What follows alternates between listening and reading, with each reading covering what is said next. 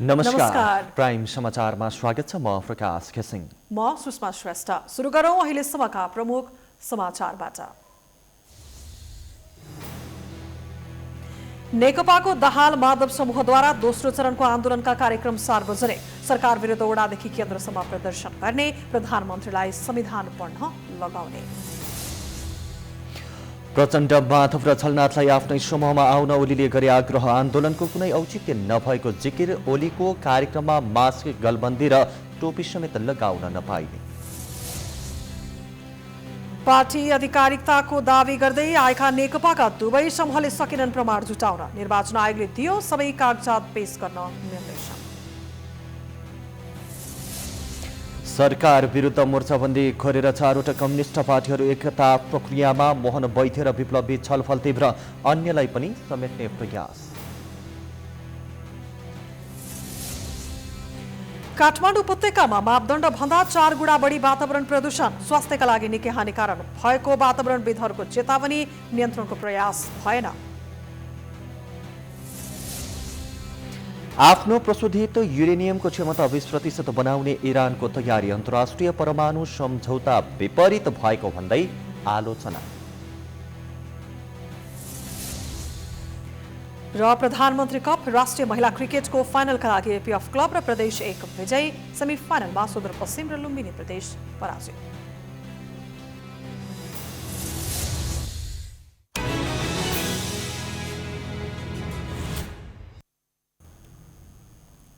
अब समाचार विस्तारमा।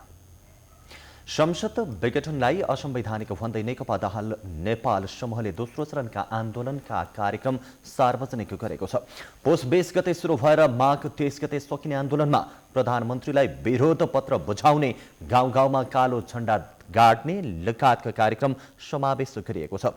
यो समूहले संसद पुनर्स्थापना नभएसम्म आन्दोलन जारी राख्ने समेत बताएको छ। नेकपाको दाहाल नेपाल समूहले बनाएको केन्द्रीय संघर्ष समितिले शनिबार कोटेश्वर पेरिसटाडामा पत्रकार सम्मेलन गरेर पुस 20 देखि माघ 23 गतेसम्म प्रधानमन्त्रीलाई विरोध पत्र बुझाउने, गाउँ गाउँमा कालो झण्डा गाड्ने, सरकारवाला पक्षसँग अन्तर्क्रिया, प्रदर्शन लगायतका कार्यक्रम सार्वजनिक गरेको हो। आन्दोलनका कार्यक्रमहरू: पुस 20 गतेसम्म पालिका स्तरमा र 25 गतेसम्म ओडा स्तरमा पार्टी भेला र संघर्ष सम्बन्धी अभिमुखीकरण कार्यक्रम। पुस 25 गतेसम्म प्रदेश, जिल्ला, पालिका र ओडा स्तरमा संघर्ष समिति गठन। पुस 21 गते संघीय राजधानी र विभिन्न शहरी केन्द्रहरूमा राजनैतिक पार्टीहरूसँग अन्तर्क्रिया। 23 पुसमा नागरिक समाजसँग अन्तर्क्रिया। 24 पुसमा सबै जिल्ला प्रशासन कार्यालय मार्फत प्रधानमन्त्रीलाई विरोध पत्र र संविधानको पुस्तक दिने र राष्ट्रका नाममा क्षमायाचना गरी गलत कदम सच्याउन अनुरोध गर्ने। 26 पुसमा सडक संविधान वाचन व्याख्या कार्यक्रम। 27 पुसमा सुदूरपश्चिम, लुम्बिनी र प्रदेश 1, 28 गते प्रदेश 2, गण्डकी र कर्णाली तथा 29 गते बागमतीमा वृहत कार्यकर्ता भेला। 28 पुसमा घर घरमा पर्चा वितरण, गाउँ टोलमा कालो झण्डा गाड्ने र असंवैधानिक एवं प्रतिगामी कदम विरुद्ध सबै ओडामा ब्यानर राख्ने। 29 पुसमा निर्वाचन क्षेत्र स्तरीय कार्यकर्ता भेला। 30 पुसमा सबै ओडामा विरोध प्रदर्शन र सभा। 5 माघमा सबै पालिकाहरूमा विरोध प्रदर्शन र सभा। 10 माघमा राजधानी लगायतका सबै शहरी केन्द्रहरूमा मोटरसाइकल र्याली। 16 माघमा प्रदेश 1, गण्डकी, लुम्बिनी, कर्णाली र सुदूरपश्चिममा र 17 गते प्रदेश 2 मा विरोध सभा। 22 माघमा ओडा तहमा मसाल जुलुस। 23 माघमा राजधानीमा विरोध प्रदर्शन। अबको आन्दोलन सशक्त बनाउने र संसद पुनर्स्थापना गराएर छाड्ने नेकपाको दाहाल माधव समूहका प्रवक्ता नारायण काजी श्रेष्ठको दावी छ। आन्दोलन परिचालनका लागि बनाइएको समितिको संयोजक समेत रहेका श्रेष्ठले संसद विघटनको विरोध गरेका नेपाली कांग्रेस र जसपासँग मिलेर एकसाथ आन्दोलन गर्ने प्रयास भए पनि सफल नभएको बताए। 14 गते पछाडि हामीले नेपाली कांग्रेस, जनता समाजवादी पार्टीसँग मुख्यतः वार्ता गर्यौं। जनता समाजवादी पार्टी मूलभूत रूपमा तयार नै देखिन्छ, तर नेपाली कांग्रेसले आफ्नो केन्द्रीय कमिटीको बैठकले निर्णय नगरिसकेको कारणले गर्दाखेरि संयुक्त सङ्घर्षमा अहिले पनि चाहिँ निर्णय भइसकेको स्थिति रहेन। त्यसैले अहिले हामीले समझदारी के बनायौं भने आफ्नो प्रकारको कार्यक्रमहरू जारी राखिनेछ। हामी चाहिँ संयुक्त रूपमा प्रहार चाहिँ केन्द्रित गर्नेछौँ। संयुक्त सङ्घर्षको बारेमा अहिले नै भने निर्णय हुन सकेको स्थिति छैन। पुस 5 गते प्रधानमन्त्री केपी शर्मा ओलीले संसद विघटन गराएपछि नेकपा विभाजन भएको थियो भने दाहाल नेपाल समूहले आन्दोलन गर्दै आएको छ। तर संसद विघटन सम्बन्धी मुद्दा सर्वोच्चमा विचाराधीन छ। प्रचण्ड माधव समूह सरकारको विरोधमा केन्द्रित भएको छ भने ओली समूह सांगठनिक काममा व्यस्त देखिएको छ। तर भाषणको मौका पाउन साथ दुवै समूहका नेताहरू एकअर्कालाई दोषारोपण गर्नमै सीमित भएका छन्।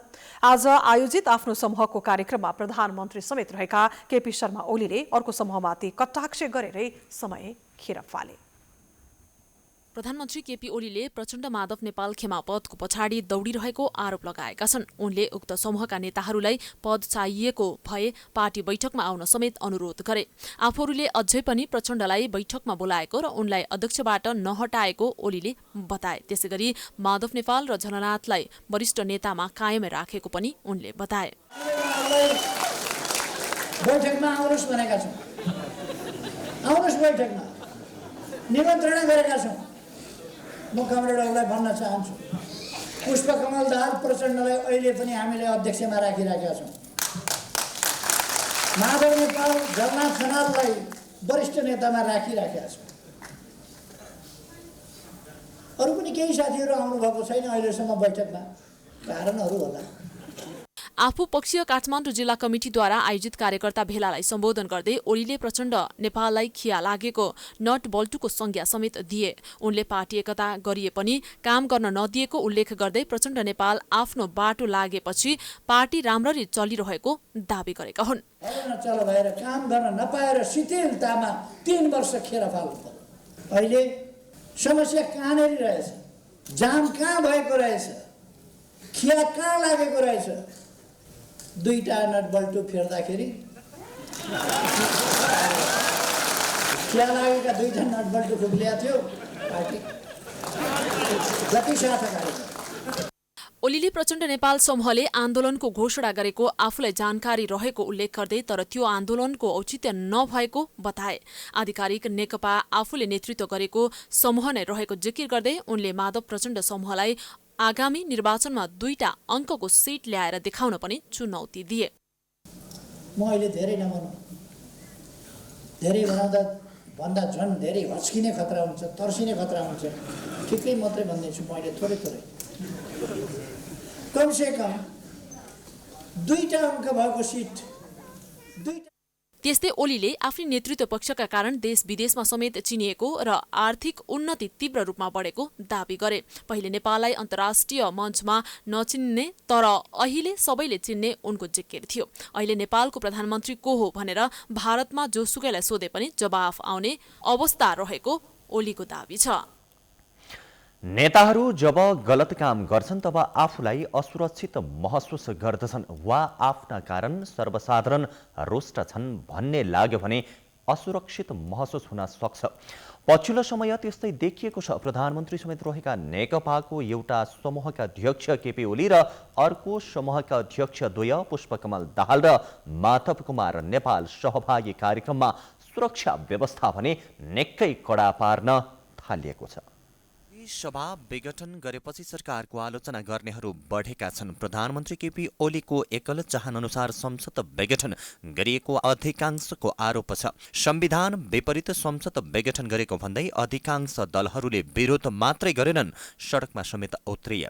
नेकपा त यही कारणले औपचारिक विभाजनको पर्खाइमा छ। यस्तो अवस्थामा प्रधानमन्त्री ओलीले आफ्नो सुरक्षामा चिन्ता व्यक्त गरेको हो कि भन्ने संकेतहरू देखिने गरेका छन्। त्यस्तै संकेत मध्यको एक हो शनिबार काठमाडौँमा आयोजित एक कार्यक्रम। कमलादी स्थित प्रज्ञा भवनमा आयोजित कार्यक्रममा ओली पनि सहभागी थिए, जसले गर्दा सुरक्षा व्यवस्था यति कडा पारिएको थियो कि मास्क, टोपी र गलबन्दी लगाउन पनि प्रतिबन्ध गरियो।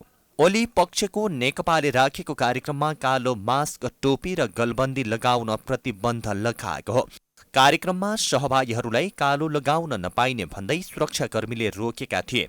त्यति मात्रै होइन, कालो मास्क, टोपी र गलबन्दी फुकालेर मात्रै प्रवेश दिएको थियो।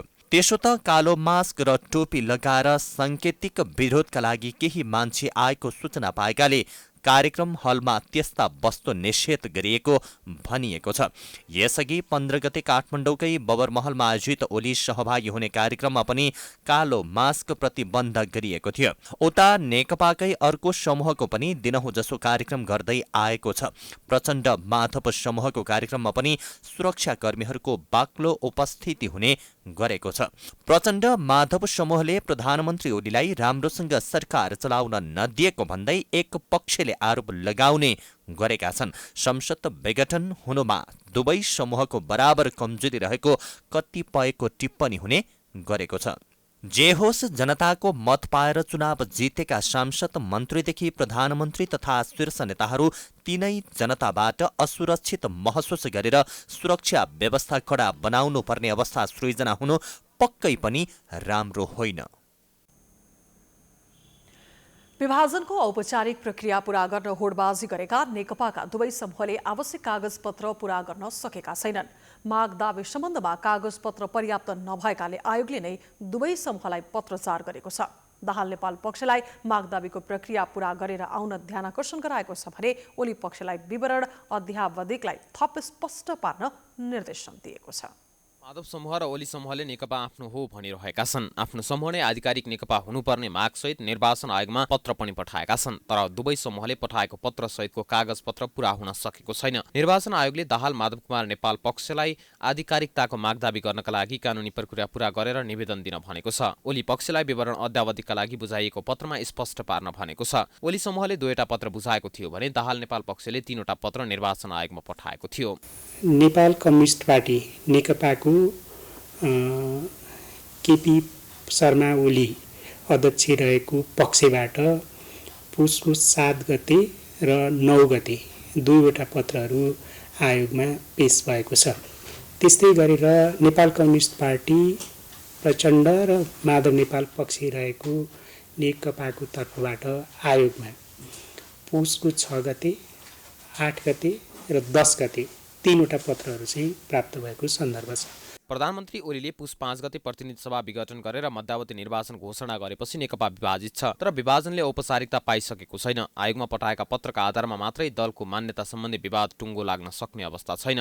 तिनै पत्रका सन्दर्भमा आयोगले राजनीतिक दल सम्बन्धी ऐनको दफा 44 बमोजिम जुन विवाद निरूपण गर्नका लागि आवश्यक प्रक्रियाहरू अगाडि बढाउनका लागि उहाँहरूसँग त्यो ऐनमा भएको प्रावधान अनुसार चाहिँ खुलाइ पठाउन अथवा त्यो विषय अनुसार चाहिँ विषयवस्तुहरू के अरे आवश्यक चाहिँ कागजातहरू चाहिँ अनुरोध गरेको चाहिँ सन्दर्भ छ। आवश्यक कागजपत्र समावेश गरी ल्याउन निर्देशन दिएको छ। आयोगले मागे अनुसार प्राप्त कागजपत्रको अध्ययन गरेर मात्रै कुन समूहलाई नेकपाको आधिकारिक समूहको मान्यता दिने भन्ने टुङ्गो लाग्नेछ। यो प्रक्रिया पूरा हुन कति समय लाग्छ भन्ने यकिन छैन।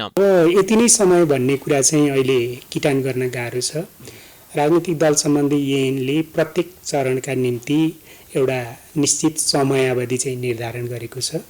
त्यो समयावधिभित्र कति छिटो तोकिएका कामहरू सम्पन्न गर्न सकिन्छ, त्यसमा आयोगको निर्णय कति छिटो हुन्छ भन्ने कुरा निर्भर गर्छ। दाहाल र नेपाल पक्षका नेताहरूले पुस 10 गते आयोग पुगेर नेकपाको आधिकारिकतामाथि दावी गरेका थिए। दाहालले केन्द्रीय कमिटिको 2/3 बढी बहुमत आफूहरूसँग रहेको उल्लेख गर्दै आधिकारिकताको विवाद छिटो टुङ्ग्याउन आयोग पदाधिकारीहरूलाई आग्रह गरेका थिए। ओली पक्षले दाहालको कार्यकारी अधिकार खोसेको, विधान संशोधन गरेको, प्रवक्ता नियुक्ति गरेको, केन्द्रीय कमिटी विस्तार गरेको लगायतबारे जानकारी आयोगलाई दिएको छ। त्यसअनुसार पार्टीको विवरण अध्यावधिक गर्न ओली पक्षले माग गरेको छ। शहरी विकास मन्त्री प्रभु शाह सवार गाडीले शनिबार सर्लाहीको हरिवनमा एक पैदल यात्रुलाई ठक्कर दिएर भागेको छ। पश्चिमबाट पूर्वतर्फ आउँदै गरेको शाह सवार ना 1J3842 नम्बरको जीपले लालबन्दी नगरपालिका 8 का 30 वर्षीय बच्चु तामाङलाई ठक्कर दिएको थियो। गाडीको ठक्करबाट घाइते भएका तामाङको स्वाभिमान अस्पताल हरिवनमा उपचार भइरहेको छ। घाइते तामाङको अवस्था सामान्य रहेको छ।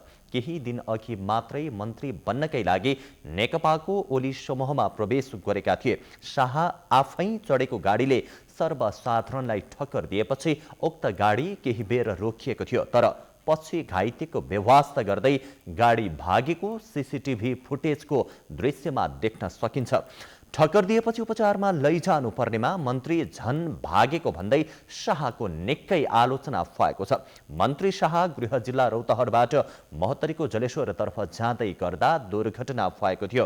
प्रहरीलाई खबर गरेपछि मन्त्री शाह चढेको गाडीले पैदल यात्रुलाई ठक्कर दिएको पुष्टि भएको प्रहरीले जनाएको छ।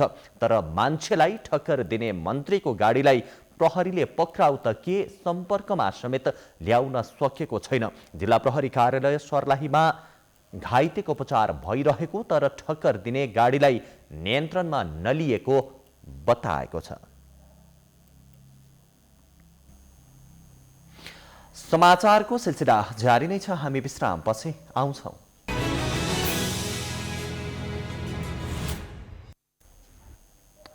विश्रामपछि स्वागत छ। अब बाँकी समाचार। नेपालमा शनिबार थप 419 जनामा कोरोना भाइरस संक्रमण पुष्टि भएको छ। यो सँगै नेपालमा कोरोना संक्रमितको संख्या 2,61,438 पुगेको छ।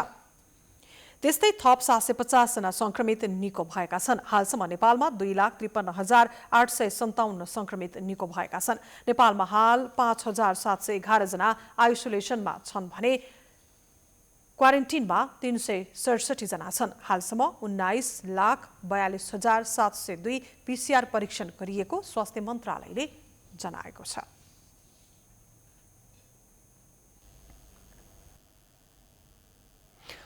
मोहन वैद्यको नेतृत्व रहेको नेकपा क्रान्तिकारी माओवादी र नेत्र विक्रम चन्द नेतृत्वको विप्लव समूहले कार्यगत एकता र पार्टी एकीकरण गर्ने तयारी गरेका छन्।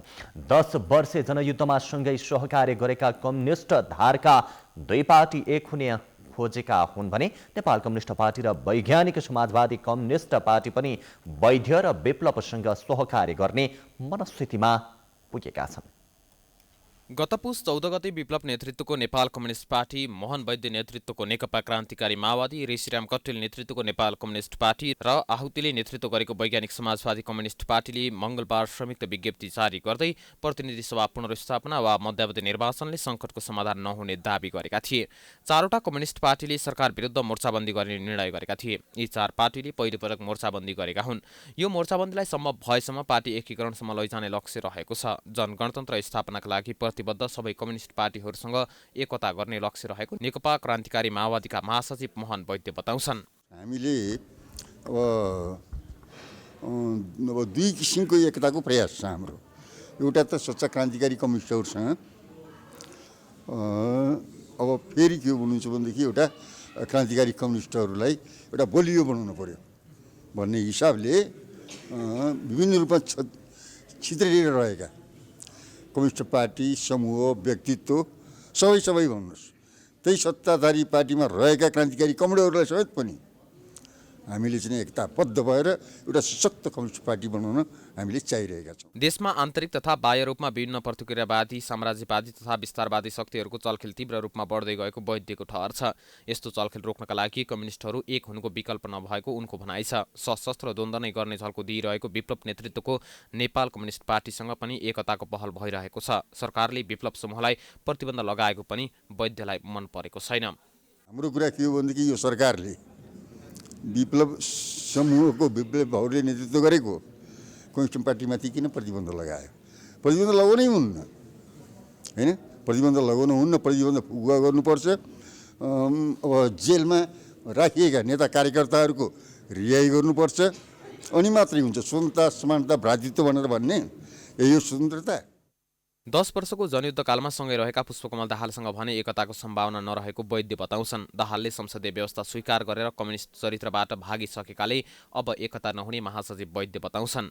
अब अहिले त उहाँले त प्रचण्डजीसँग एकताको कुरा त हामीले गरेकै हो। हेर्नुहोस्, एकतै एकीकृत नै त थियौँ हामी, होइन? भन्नुहोस् त, उहाँ हिँडेको पुरा भन्नु क्रान्तिकारी धाराबाट उहाँ अन्यत्रै हिँडिसकेका हो।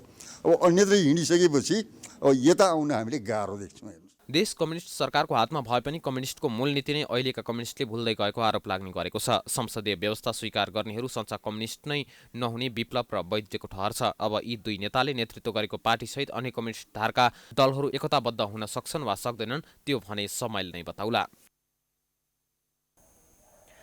काठमाडौँ उपत्यकामा मापदण्ड भन्दा 4 गुणा बढी वातावरण प्रदूषण छ। हावामा मसिनो धुलोका कण अर्थात् PS2.5 को मात्रा प्रति घन मिटर 154 माइक्रोग्राम पुगेको छ, जसलाई वातावरणविदहरूले स्वास्थ्यका लागि निकै घातक भनेका छन्। तर प्रदूषण कम गर्न कुनै पहल भने गरिएको छैन। काठमाडौँ उपत्यकामा बढ्दो वायु प्रदूषणका कारण सर्वसाधारणको जीवन कष्टकर बन्दै गएको छ। काठमाडौँ उपत्यकाको सडक विस्तार, बढ्दो सवारी संख्या तथा सवारी चाप, धुलो धुवा लगायतका कारण वातावरणमा प्रतिकूल असर परेको हो। गएको एक हप्तामा मात्रै उपत्यकामा बढ्दो सवारीका कारण प्रदूषणको स्तरमा 5 गुणा वृद्धि भएको छ। गत आर्थिक वर्ष औसतमा यो मात्रा 86 माइक्रोन कायम भएको थियो। नेपाल सरकारको वातावरण संरक्षण नियमावली 2054ले तयार पारेको वायुको गुणस्तर सम्बन्धी राष्ट्रिय मापदण्डले 2069ले PM 2.5 को मापदण्ड 40 माइक्रोन प्रति घनमिटर कायम गरेको छ। मन्त्री परिषदबाट पनि प्रदूषण नियन्त्रणको लागि प्रदूषणको एक्सन प्लान पारित भएको छ, तर कार्यान्वयन भएको पाइँदैन।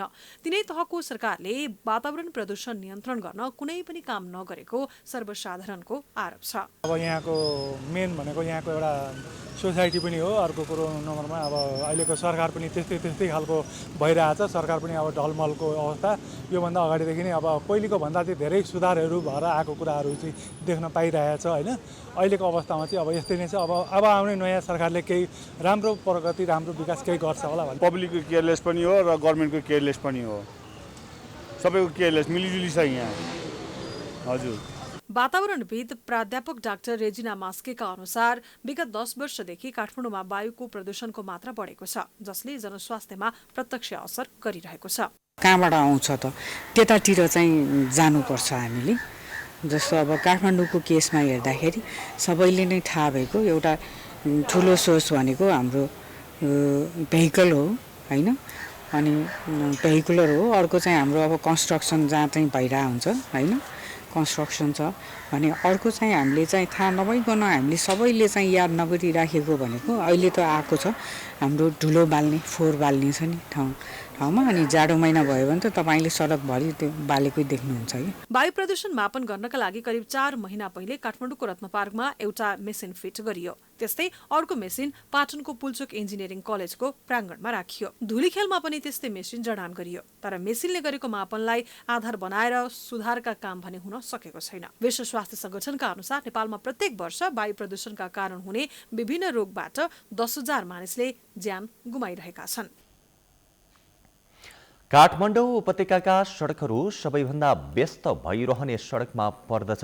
दिनानुदिन सवारी चाप पनि बढी नै रहेको छ, जसले गर्दा ट्राफिक व्यवस्थापनको चुनौती थपिँदै गएको देखिन्छ।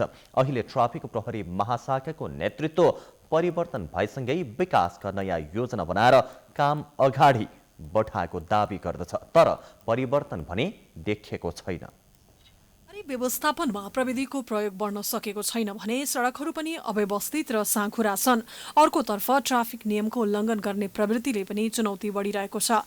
ट्राफिक नियम उल्लङ्घन गर्ने सवारी चालकहरू प्रहरीलाई दोष दिन्छन्। ट्राफिक प्रहरी महाशाखामा जतिपटक नेतृत्व परिवर्तन भए पनि समस्या समाधान नभएको तर अनावश्यक दुःख दिने गरिएको सवारी चालकहरू बताउँछन्। परिवर्तन भयो बाटोमा हेर्नुहोस् न, जताततै जाम छ, जताततै जुलुसले गर्दा हो कि अब जुलुस गर्ने मान्छेलाई एकतिर राखेर बाटो एकतिर खोलिदिएर बिचको बाटो खोलिदिनु पऱ्यो कि सर्भिस ट्र्याक खोलिदिनु पऱ्यो। त्यो खोलिदिएर जाम खोलिदिनु पऱ्यो नि त। ट्राफिकको हुन त अब ट्राफिक जो आए पनि त्यही नै हो।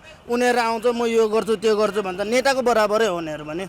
आउने हो आफ्नो काम गर्ने हो, कुर्सी घुम्ने कुर्सीमा मजाले बसेर आनन्दले भट्टा पकाएर या तल पकाएर मात्रै बस्ने काम गरेका छन्। अरू देआउँछ स्टपभन्दा अगाडि उहाँ पल्सर ट्राफिक बसेर चिट हानिदिरहेको हुन्छ। दुःख त अति दुःख छ। हुन त सडक जामको कारणले होला सायद, तर त्यो भन्दा नि हामीलाई पीडा त लोकल गाडीलाई बडो दुःख छ। मैले त्यो उमान नेट पनि हेरेको छु, तर अरू ड्युटीवालाले चाहिँ अलिकति मनमानी जस्तो गरियो। महानगरी ट्राफिक प्रहरी महाशाखाले भने सवारी चालकहरूको लापरवाहीले गर्दा समस्या सृजना हुने गरेको दावी गरेको छ। मङ्सिर 20 गतेदेखि महाशाखाको नेतृत्व सम्हालेका जनक भट्टराईले नयाँ योजनाका साथ सडक र सवारी व्यवस्थापनमा जुटेको बताएका छन्। ट्राफिक नियम उल्लङ्घन गर्ने विरुद्धको कारबाहीलाई पनि तीव्रता दिने भट्टराईको रणनीति छ। अन्डरपास र लेन डिजाइन जस्ता विषयका कारण पनि दुर्घटना बढेको बताउँदै यातायात व्यवस्थापन विभागसँग समन्वय गरेर काम गरिने उनको विचार छ। अहिलेको ट्राफिकको व्यवस्था काठमाडौँको ट्राफिकको चाहिँ अवस्था भनेको कस्तो अत्यन्त चाहिँ जटिल हामी चाहिँ चैतभन्दा अगाडि पुगिसकेका छौँ। अहिले मान्छेले चाहिँ कोभिड हटिसकेको अवस्था जस्तो चाहिँ नि महसुस गरेर बाहिर निस्किरहेको छ। अहिले तपाईँले पनि भनिसक्नु सबै कुरा चलायमान भइसकेको छ। त्यसै कारण त्यही अनुरूप चाहिँ सवारी साधन पनि सम्पूर्ण चाहिँ सवारी साधन बाहिर निस्किसकेको अवस्था छ।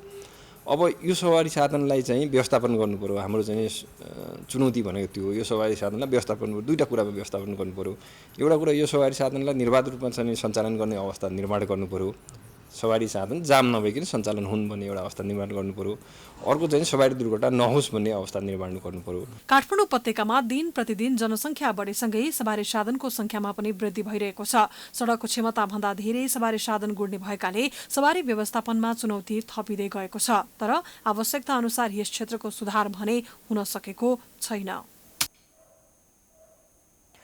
सुर्खेतको वीरेन्द्रनगरमा निर्माणाधीन दलित छात्रावास भवन अलपत्र परेको छ। ग्रामीण क्षेत्रबाट मध्यपश्चिमाञ्चल विश्वविद्यालयमा पढ्न आउने दलित समुदायका विद्यार्थीलाई बस्नको लागि दलित छात्रावास निर्माण सुरु गरिएको थियो। तर भवन शिलान्यास भएको 11 वर्ष बितिसक्दा समेत छात्रावास निर्माण हुन सकेको छैन। सरकारले छात्रावास निर्माणका लागि पटक पटक छुट्याउने सीमित बजेटका कारण छात्रावास निर्माण हुन सकेको छैन। 2066 सालमा शिलान्यास भएको छात्रावासको सुरुमा बनेको जग र पर्खाल समेत जीर्ण बन्दै गएको छ। विगतमा सरकारले सुर्खेतमा बन्न लागेको दलित छात्रावासलाई प्राथमिकतामा नराखेको कारण छात्रावास निर्माणमा ढिलाइ भएको भवन निर्माण समितिको भनाइ छ। माथि विभागीय पहल र सरकारको चाहिँ पहल र बजेटको पहल गर्ने मान्छे भएन एउटा त्यो। दोस्रो कुरा अब यो भवन एउटा दलितसँग सम्बन्धित भएर हो कि किन हो राज्यद्वारा यसमा चाहिँ विरोध गरिएको जस्तो मलाई लाग्छ र यसको निरन्तरता खबरदारी गर्ने यसलाई चाहिँ के अरे निरन्तर अगाडि बढाएर यसको चाहिँ सम्पन्न गर्ने सवालमा विभागीय हिसाबले नै विभेद भएको छ। भवन निर्माणका लागि विभिन्न समयमा नेपाल सरकारले सीमित बजेट पठाउने गरेको समितिको भनाइ छ। सरकारले पहिलोपटक 52 लाख रुपैयाँ छात्रावास निर्माणका लागि शहरी विकास तथा भवन डिभिजन कार्यालयमा पठाएको थियो। उक्त बजेटमा घटेर मल्ल कन्स्ट्रक्सन एन्ड पोखरेल निर्माण सेवा जेबीले 29,10,117 रुपैयाँमा ठेक्का सम्झौता गरेको थियो। विभिन्न समयमा पटक पटक गरिएका सम्झौताले पनि भवन निर्माण हुन नसकी अल्पत्र परेको स्थानीयको भनाइ छ। विगत दलितहरूलाई कोठै नदिने यहाँ सुर्खेतमा अब यस्तो स्थानीय बसेर कोठै नदिने पनि अवस्था देखिरहेछ। त्यही भएर दलित अघि पछि चाहिँ हामी कुनै पनि काम दलितले गर्छौँ, दलित अधिकार कर्मी भएर काम गर्छौँ भन्ने र यो आएको बजेटलाई पनि राम्रोसँग कार्यान्वयन गर्न नसकेको अवस्था देखिन्छ। छात्रावास निर्माणको लागि कर्णाली प्रदेश सरकारले यो आर्थिक वर्षमा 50 लाख रुपैयाँ बजेट विनियोजन गरेको छ। विनियोजित बजेटबाट छुट्टै नयाँ भवन बनाउन लागि छ। प्रदेश सरकारले दिएको बजेटबाट 5 कोठाको भवन बनाइने भएको छ। यो जुन अहिलेसम्म बन्न सकिरहेको छैन र जति पनि दलितका समितिहरू अथवा छात्रावास निर्माण गर्नको लागि बनेका समितिहरू छन् ती समितिहरूले किन बनाउन सकेनन् भन्ने कुराको खोजी नीति हुनुपर्छ भन्ने जस्तो मलाई लाग्छ। र तिनीहरूले अहिलेसम्म जसले बनाउन सक्नु भएन अथवा सरकारले बजेट दिएर पनि त्यो चाहिँ बन्न सकेको छैन भने त्यसलाई तुरुन्त कार्यान्वयनमा ल्याउनको लागि स्थानीय सरकार दिन प्रतिदिन लागि पर्नुपर्छ जस्तो मलाई लाग्छ। धन्यवाद। छात्रावास निर्माणको जिम्मा पाएको सङ्घीय आयोजना इकाइ साबिकको शहरी विकास तथा भवन डिभिजन कार्यालयका अनुसार अहिलेसम्म ठेक्का र कोटेसनमा गरी 3 चरणमा काम भएको जनाएको छ। छात्रावास भवन छात्र र छात्राका लागि 2 तलाको छुट्टा छुट्टै 2वटा ब्लकमा जम्मा 32 कोठा हुनेछन्। प्राइम टाइम्स टेलिभिजनका लागि सुर्खेतबाट कर्णाली प्रदेश ब्युरोको रिपोर्ट। समाचारको सिलसिला अझै जारी छ। हामी विश्रामपछि आउँछौँ।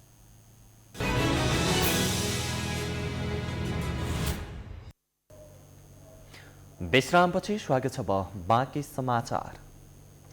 सनातन संस्कृति समाज नेपालको केन्द्रीय महिला विभागले नेपाललाई वैदिक सनातन हिन्दू राष्ट्र घोषणा गर्न सरकारलाई दबाब दिन भएको छ। विभागद्वारा आयोजित कार्यक्रममा नेपाललाई वैदिक सनातन धर्मावलम्बीको मूल केन्द्र बनाउन घोषणालाई पनि गरेको छ भने विभागको कार्यक्रममा सहभागी सनातन संस्कृति समाजका सहाध्यक्ष नारानाथ लुइटेले विदेशीको पैसा खाएर नेपाललाई धर्मनिरपेक्ष बनाएको आरोप समेत लगाए। अहिले कहाँ छ? हामीले संवैधानिक राष्ट्रता 240 वर्षको राष्ट्रतालाई किन पाखा लायौँ?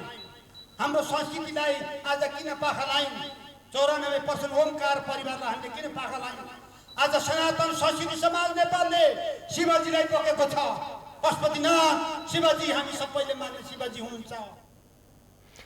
समाजका महासचिव पुष्पराज फराजुलीले पनि राज संस्था सहितको हिन्दू राज्यको आवश्यकता रहेको बताए। निरपेक्ष राष्ट्र बनाउनु गलत भयो। त्यसैले अब नेपालका सबै राजनीतिक कर्मी र सबै शक्तिहरूले कम्तीमा मुलुकलाई धर्मनिरपेक्षता खारेज गरेर मुलुकलाई सनातन धर्म सापेक्ष राष्ट्र अर्थात् नेपाललाई सनातन हिन्दू राष्ट्र नेपाल घोषणा गरियोस् भन्ने मूल अभियानलाई अब आन्दोलनको प्रारम्भ गरिन जरुरी छ भन्ने मनसायका साथ नेपालका महिला दिदीबहिनीहरूलाई अब यो अभियानमा उहाँहरूको जो मनभित्रको भावना छ त्यसलाई तपाईहरुले अब समयक्रममा प्रस्फुटन गर्न जरुरी छ। नेपालको मौलिक धर्म संस्कृति र परम्परालाई संरक्षण गर्नुपर्नेमा आजको भेलाले जोड दिएको छ। मगरात सङ्घर्ष समितिले प्रथम ऐतिहासिक राष्ट्रिय सम्मेलन र आन्दोलनको कार्यक्रमहरूको घोषणा गरेको छ। शनिबार काठमाडौँमा पत्रकार सम्मेलनको आयोजना गरी मगरात सङ्घर्ष समितिले आन्दोलनको घोषणा गरेको हो। आफूहरूको काँधमा ऐतिहासिक जिम्मेवारी आइपरेको भन्दै सङ्घर्षको निम्ति तयारी गर्न समितिले प्रथम ऐतिहासिक राष्ट्रिय सम्मेलन समेत गर्न लागेको जनाएको छ। मगरात सङ्घर्ष समिति नेपालका अध्यक्ष राम मगरले 2/3 बहुमतको सरकारले संसद विघटन गरी मुलुकलाई नै द्वन्द्वमा पुर्याएको भन्दै आउँदो 2077 फागुन 22, 23 र 24 गते दाङको घोराहीमा राष्ट्रिय सम्मेलन गर्ने जानकारी दिए। मगरले मुलुक जोगाउनको निम्ति राम नेपाली जनताहरूको सम्मानजनक व्यवस्थापन गर्नका लागि सङ्घर्षको अर्को विकल्प नदेखिएको बताए।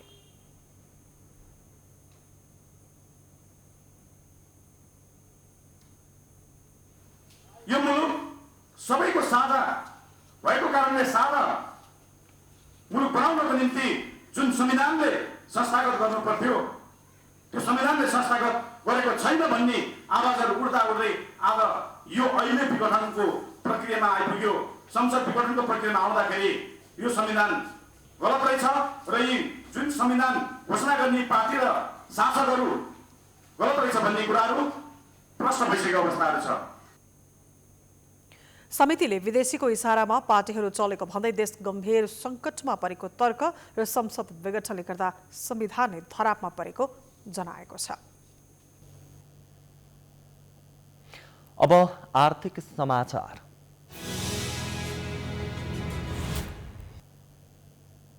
नेपालका 40 जिल्लामा अलैँची खेती गरिन्छ। हजारौं किसानहरू यसमा आबद्ध छन्, तर उत्पादन गरेको अलैँचीको उचित मूल्य नपाउँदा किसान मर्कामा पर्ने गरेका छन्। किसानको समस्या समाधान गर्न सरकारले पनि चासो दिएको देखिँदैन।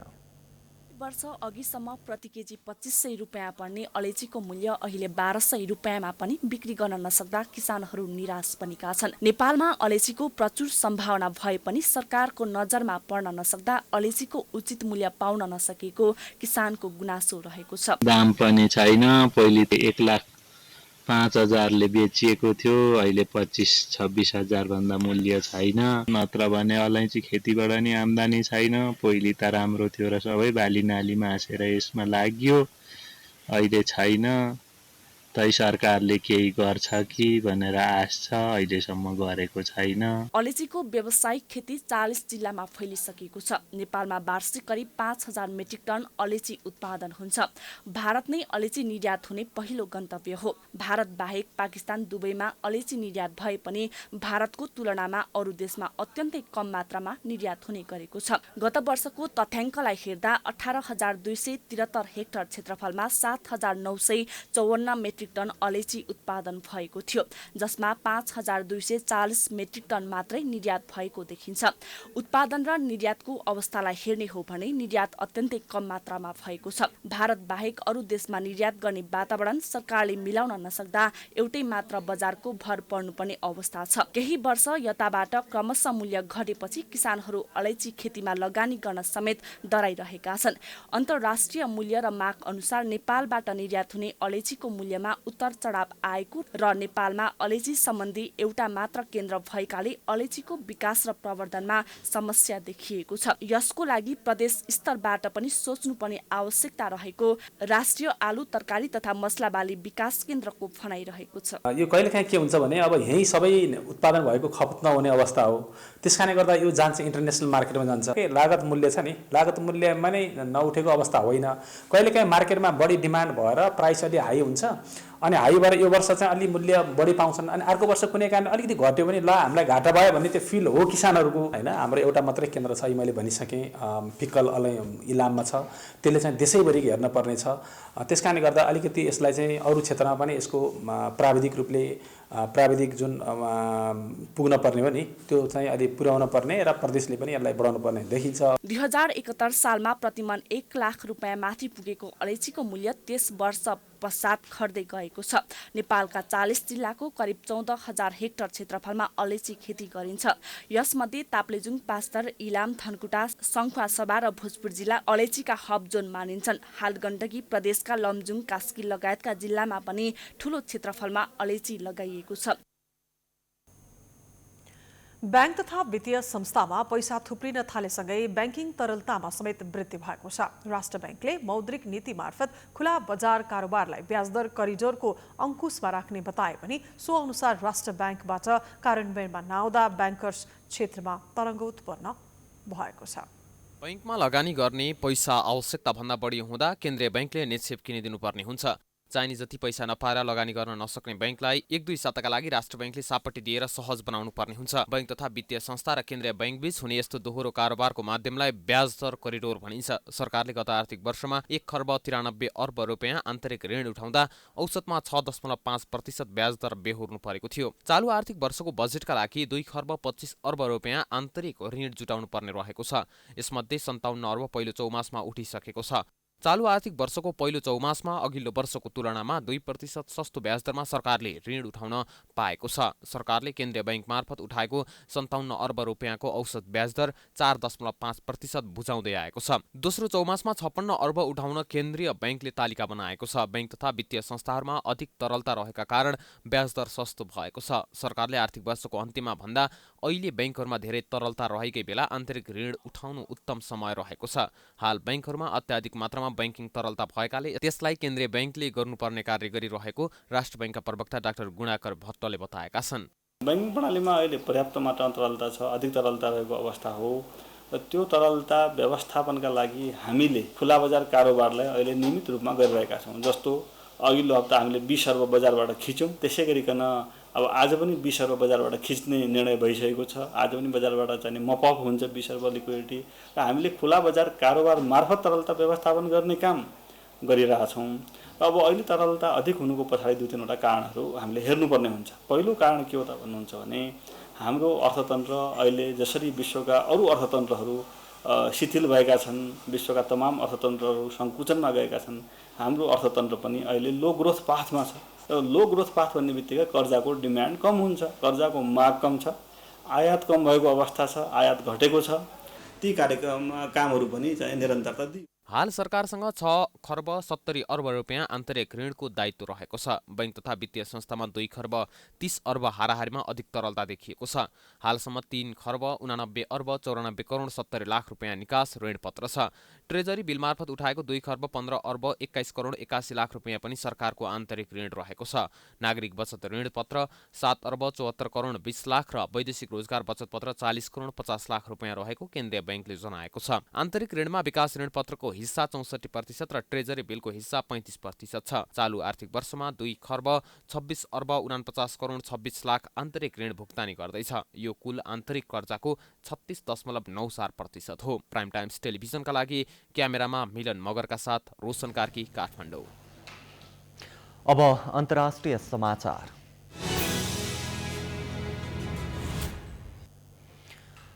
इरानले आफ्नो प्रशोधित युरेनियमको क्षमता 20% बनाउने तयारी गरेको छ। संयुक्त राष्ट्रसङ्घको स्वचालित निगरानी समूहका अनुसार इरानले आफ्नो परमाणु क्षमता थप विस्तार गरी प्रशोधित युरेनियमको मात्र 20% बनाउने भएको हो। अन्तर्राष्ट्रिय परमाणु सम्झौताको अहिलेसम्मकै सबैभन्दा ठूलो उल्लङ्घनको मार्गमा इरान रहेको जनाएको छ। परमाणु बम बनाउनका लागि प्रशोधित युरेनियमको मात्र 90% चाहिन्छ। तर सन् 2015मा भएको परमाणु सम्झौता अनुसार इरानको युरेनियम भण्डारण 4%मा सीमित हुनुपर्ने थियो। राष्ट्रपति डोनाल्ड ट्रम्प अमेरिकालाई परमाणु सम्झौताबाट बाहिर निकालेर पुनः प्रतिबन्धात्मक रणनीतिमा लागेपछि इरानले आफ्ना परमाणु क्षमता विस्तार गर्न थालेको हो। तर बेलायत, फ्रान्स, जर्मन, रुस तथा चीनले 5 वर्ष पहिलेको सम्झौता पुनर्जीवित हुने अपेक्षा समेत गरेका छन्।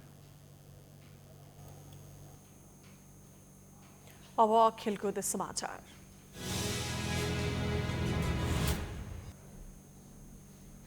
प्रधानमन्त्री कप राष्ट्रिय महिला क्रिकेटको फाइनलमा एपीएफ क्लब र प्रदेश 1 पुगेका छन्। दाङको लमहीमा आज भएका 2 सेमिफाइनल खेलमा विभागीय टिम एपीएफ र प्रदेश 1 विजयी भएका हुन्। पहिलो सेमिफाइनलमा सुदूरपश्चिम प्रदेश क्रिकेट टिमलाई 9 विकेटले पराजित गर्दै एपीएफ फाइनलमा पुगेको हो। सुदूरपश्चिमले दिएको 61 रनको लक्ष्य एपीएफले 15 ओभरमा 1 विकेट गुमाएर पूरा गर्यो। पहिले ब्याटिङ गरेको सुदूरपश्चिमले 16 ओभरमा 7 विकेट गुमाएर 60 रन बनाएको थियो। बाक्लो हुस्सोका कारण ढिला सुरु हुँदा खेल 16 ओभरमा छुट्याइएको थियो। त्यस्तै आज भएको दोस्रो सेमिफाइनल खेलमा प्रदेश 1 विजय भएको छ।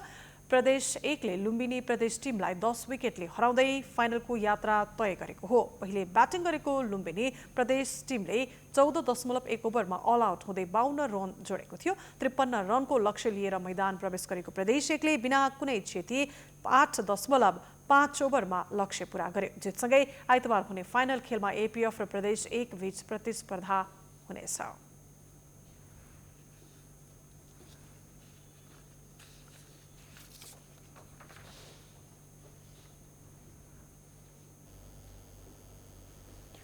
यो सँगै हामी प्राइम समाचारको अन्त्यमा आइपुगेका छौं। जाँदा जाँदै प्रमुख समाचार पुनः एकपटक।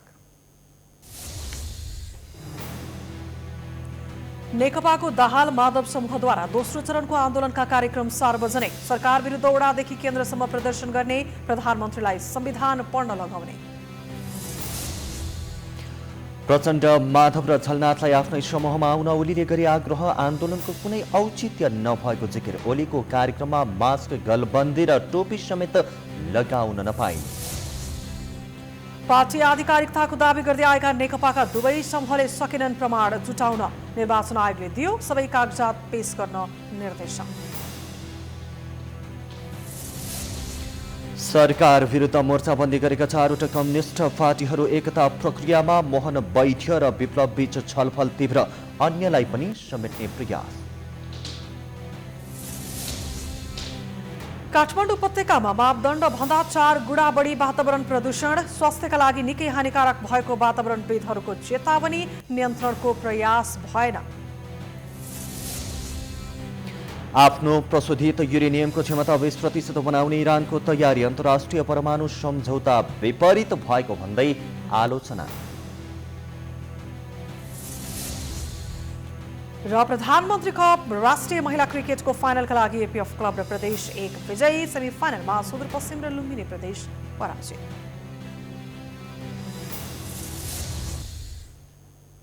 प्राइम समाचार अहिलेलाई सकियो। यसपछिको कार्यक्रम जनता जान्न चाहन्छन् ऋषि धमलाको साथमा। प्राइम टाइम्स टेलिभिजन हेर्दै गर्नुहोला। नमस्कार।